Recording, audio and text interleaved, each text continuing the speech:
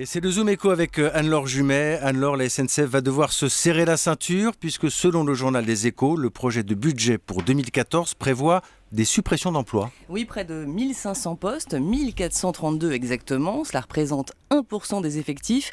Et il s'agit de départs à la retraite qui ne sont pas remplacés. Alors, qui est concerné? Eh bien, le personnel qui travaille dans l'activité fret, le transport de marchandises, toujours très impacté. Et puis, les fonctions commerciales de vente de billets. La SNCF fait des choix.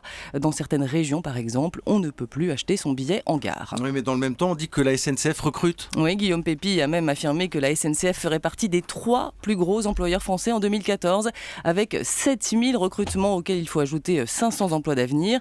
Ce qu'il faut comprendre, c'est que ces recrutements ont lieu dans certaines branches, la maintenance sur les voies ou encore le transport de proximité via sa filiale Keolis.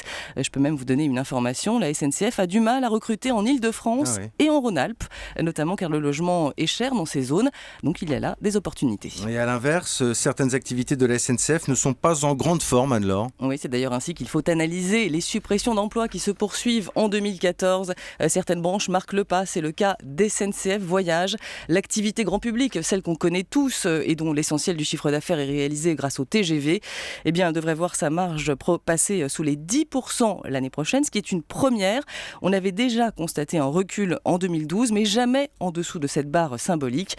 Il faut dire que les promotions en tout genre pèsent sur les recettes. D'ailleurs, elles vont continuer. Le président de la SNCF veut proposer un billet sur 3 à moins de 30 € d'ici 3 à 5 ans. Merci Anne-Laure Jumet. Europe 1, il est 7h12. C'est à suivre le top du Noël 2013, les jouets qui ont marché, pas forcément ceux qu'on croit.